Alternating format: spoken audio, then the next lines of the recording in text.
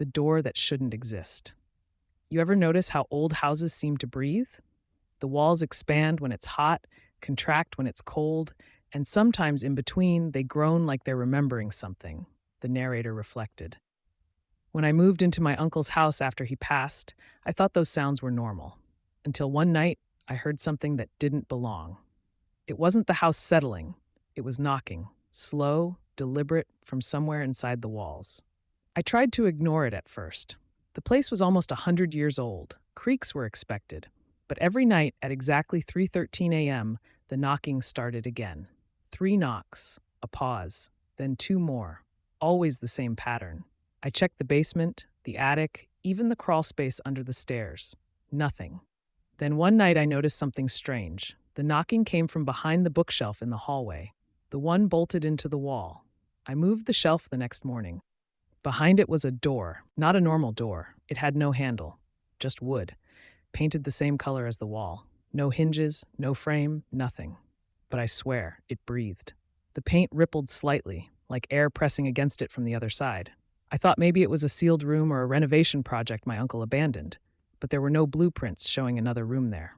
The house plans just ended at that wall. And yet, when I pressed my ear against it, I heard faint breathing, slow, heavy, human. That night, I stayed up. I set my phone to record, pointed it at the door, and waited. 3:13 a.m. came. The knocking started. 3 knocks, pause, 2 knocks, and then a whisper. It wasn't clear at first, more like air escaping through cracks. Then it formed words. "Let me in." I froze. The voice sounded like my uncle, except he'd been dead for 3 months. When I didn't respond, the knocking grew violent. I could see dust falling from the ceiling. I ran out of the house and spent the night in my car. The next morning, I checked the recording. I expected to hear the knocking, maybe some wind, but instead I heard my own voice, a perfect copy. It said, "Let me in." Then laughter, low and distorted, like it was coming through an old radio. And over the laughter, another whisper said, "You moved the shelf. Now we see you." That's when I noticed something else. The timestamp on the recording didn't match. It said it was filmed 3 hours into the future.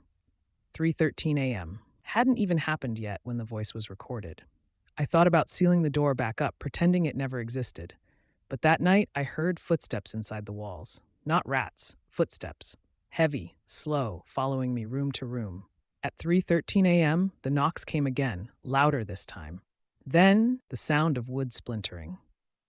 I ran to the hall and saw the paint around the door blistering like it was burning from underneath. When the first crack appeared, something black seeped through. Not smoke, thicker, like oil. It pulsed and dragged itself along the floor. And inside it, faces. Dozens of faces, all pressed together, screaming silently. One of them was my uncle. I don't remember running. I don't remember getting outside. All I remember is standing in the yard, staring at that house while every light inside flickered in unison, like the thing behind the door was breathing through the wires. By morning, the door was gone. The wall looked solid again. The cops said it was a panic attack, that I imagined it. But last night, I got a notification from my phone. A new recording. Timestamp 3:13 a.m. In it, I'm standing in front of that door again. Only this time, I'm the one knocking.